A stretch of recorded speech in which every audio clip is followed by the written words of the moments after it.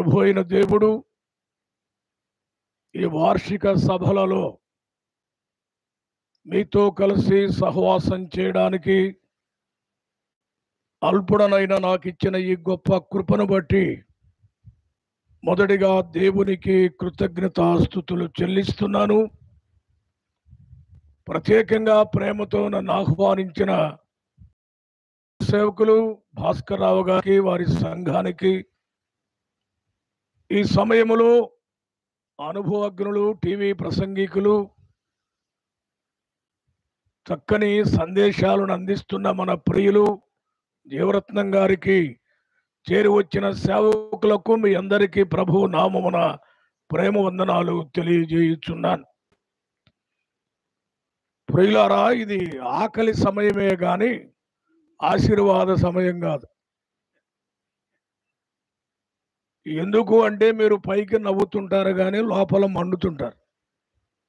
ఏమి ఇప్పుడు ఆయన చెప్పకపోతే నష్టమే వచ్చింది, ఇప్పుడు కమ్మని మాటలు విన్నాం కదా, సమయం అయింది కదా, చాలు కదా అని మీరు అనుకోవచ్చును. నేను కూడా అదే అనుకుంటున్నాను. కానీ మరి దైవ సేవకులు భాస్కర్ రావు గారు వారు ప్రకటన చేశారు, రెండవ ప్రోగ్రాంని కూడా సమయాన్ని అప్పగించారు.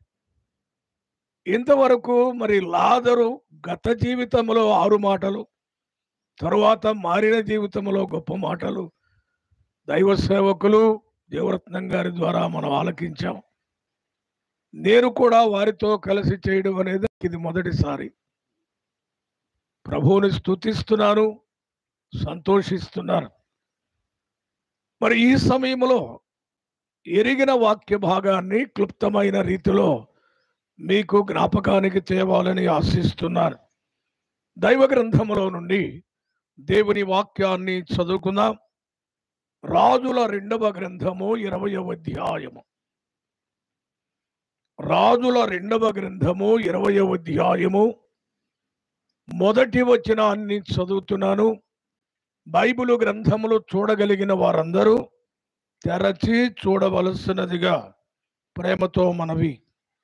ఆ దినములలో హిజ్కియాకు మరణకరమైన రోగము కలుగగా ఆమోజు కుమారుడును ప్రవక్తయునైన యెషయా అతని యొద్దకు వచ్చి, నీవు మరణమవుచున్నావు, బ్రతుకవు గనుక అది నీ బైబిల్లో నీ ఇల్లు చక్కబెట్టుకొనుమని అనే మాట ఉంటుంది. నాది పాత బైబిలు. నీవు లేచి నీ కుటుంబీకులకు మరణ శాసనము తెలియచేయుమని యెహోవా సెలవిచ్చుచున్నాడని చెప్పాను. ప్రభు తన వాక్య భాగమును దీవించునట్లు తలలు వంచితే ప్రార్థన చేసుకుందాం. దయగలిగిన మా తండ్రి, కృపగలిగిన మా నాయన, మీ పరిశుద్ధ పాదములకు స్తోత్రాలు, వందనాలు చెల్లిస్తున్నాం. గొప్ప దేవా, చక్కని వాతావరణములో కొంత ఆలస్యమైన ఘనమైన రీతిలో మీ సన్నిధిలో మమ్మను కూర్చుండబెడుతున్నారు. ఇంతవరకు మీ దాసుని ద్వారా శ్రేష్టమైన మాటలను మీరు మాకు అందింపజేశారు. అందును బట్టి మిమ్మల్ని ఎంతగానో స్తుతిస్తున్నాం. మరికొద్ది నిమిషాలు మీ మాటలు వినుట కొరకై మీ సన్నిధిలో కనిపెట్టుకుని ఉండగా మా శరీరములను, మా ఆత్మలను ఈ వాక్యము వైపు ఆకర్షించుమని, జీవము గల మీ మాటల చేత మమ్మను దర్శించి ఉజ్జీవమును, విశ్వాసములో స్థిరత్వమును మీ నామములో దయచేయుదురుగాకని ఈ మనవులు మా రక్షకుడు, విమోచకుడైన యేసు క్రీస్తు అతి శ్రేష్టమైన నామమునే ప్రార్థించి వేడుకొనుచున్నాము తండ్రి, ఆమేన్. ప్రభునందు ప్రియ సోదరి సోదరులారా, ఈ సమయంలో రాజుల 2వ గ్రంథము 20వ అధ్యాయము మొదటి వచనాన్ని చదువుకున్నాం. ఈ 20వ అధ్యాయములో ఒక భక్తుడైన యువకుడైన రాజు సంగతి మనకు కనబడుతుంది. ఇంతవరకు అయ్యగారు మనవి చేశారు, రోగము రోగము రోగము అని లాజరు సందర్భాన్ని తీసుకొని మనకు వాక్యం అందించారు. మరి ఈ సమయంలో మనం చదివిన ఈ 20వ అధ్యాయములో హిజ్కియా అనే రాజు కనబడుతున్నాడు. ఆయన గురించి మనం చూస్తే ఆయన యవన దశలో దేవుని యందు విశ్వాసం ఉంచినవాడు. ఈ మాటలన్నీ 18వ అధ్యాయము రాజుల 2వ గ్రంథములో కనబడతాయి. యవనుడిగా విశ్వాసం ఉంచడం మాత్రమే కాదు, ఆయన గురించి మనం చూస్తే సింహాసనాసీనుడైన కొద్ది రోజులకే, కొద్ది కాలానికే ఆయన మూయబడిన దేవుని మందిరాన్ని తెరవడానికి, పవిత్రపరచడానికి సంసిద్ధుడయ్యాడు. ఆయన మనసు రాజ్యము మీద కంటే దేవుని మందిరము మీదే ఎక్కువగా ఉన్నట్లుగా మనం చూడగలుగుతున్నాం.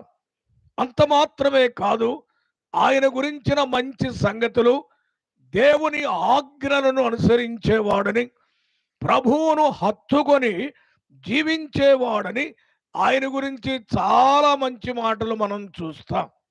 అయితే ఇంత భక్తునికి 20వ అధ్యాయంలోకి వచ్చేటప్పటికి మరణకరమైన రోగము కలుగగా అని మనం చూస్తున్నాం. భక్తులకు రోగాలు వస్తాయా అండి? భక్తులకు రోగాలు వస్తాయా? ఇందాక అయ్యగారు చెప్పారు, భ్రష్టులకు వస్తాయి రోగాలు. పాపానికి సూచనగా వారు వివరించారు. ఇప్పుడు మరి భక్తుడికి రోగం కనబడుతుంది, పైగా ఏ రోగం వచ్చింది? మరణకరమైన రోగం. అంటే ఇంకా మీకు లేచే పని లేదు. నా ప్రశ్న, భక్తులకు రోగాలు వస్తాయా? మీరు కరెక్ట్గా చెప్పాలి. అది ఏమండి? వెనకేదో అంటున్నారు, ఏమండి? వస్తాయండి.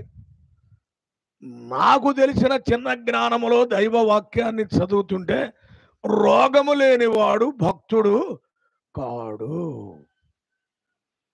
ఎంత గొప్పగా దేవుని పరిచర్యలో ఉంటే అంత తీవ్రమైన వ్యాధులు ఉంటాయి, రోగాలు ఉంటాయి.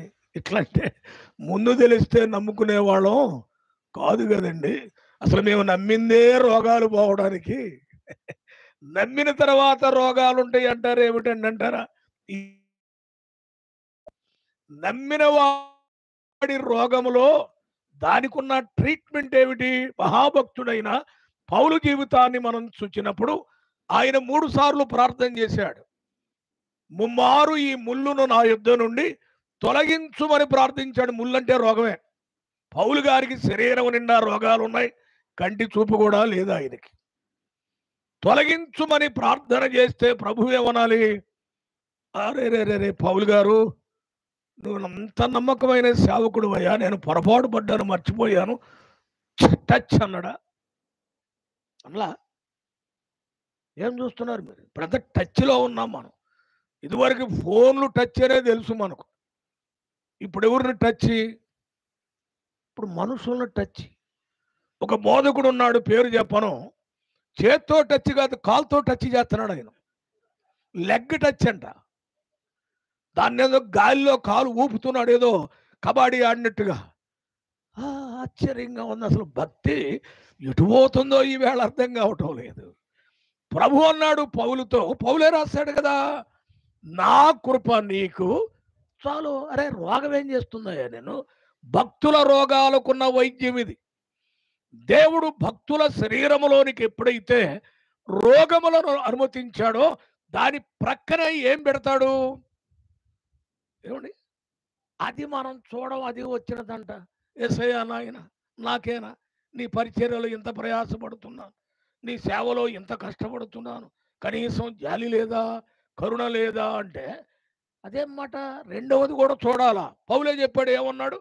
నా కృప నీకు చాలు అన్నాడు దేవుడు. అంటే నీకు ఎంత రోగం ఉందో దానికి సరిపోయినంత కృప నేను పెట్టాను, అదేం చేసుది నిన్ను అన్నాడు. అందుకే పౌలు తర్వాత అంటాడు, నేనెప్పుడు బలహీనుడను అప్పుడే బలవంతుడను అన్నాడు. బలహీనత ఎందే నా శక్తి పరిపూర్ణమగుచున్నది అన్నాడు. అర్థమైందండి? భక్తుల రోగాలు వేరు. వచ్చినప్పుడు ప్రభువు వారికి ఇచ్చే కృప చాలు, సరిపోయినంత కృప. అందుకే మీరు చూడండి, భక్తులు డబ్బులతోనే ఉంటారు కానీ బయటోళ్ళలాగా చచ్చిపోరాళ్ళు. అవునండి? ఇది మీకు తెలియదేమో. ధైర్యం తెచ్చుకోండి. రోగాలున్నా భక్తులేదో దెబ్బతిన్నట్టుగానే కనబడతారు. ఇప్పుడు ఈయనకు మరణకరమైన రోగం వచ్చింది, కానీ చచ్చిపోలా. మహాభక్తుడు పౌలుకు రోగం వచ్చింది, ప్రపంచం అంతా తిరిగాడు ఆయన. అవునా కాదండి? ఇలా చూసుకుంటూ పోతే పాత క్రొత్త నిబంధనల మహాభక్తులందరికీ రోగాలు వచ్చినాయి. అందులోనే అద్భుతమైన పరిచర్య వారు జరిగించారు. సరే, ఇప్పుడు మన అంశంలోనికి వెళుతున్నాం. హిజ్కియాకు మరణకరమైన రోగము సంభవించినప్పుడు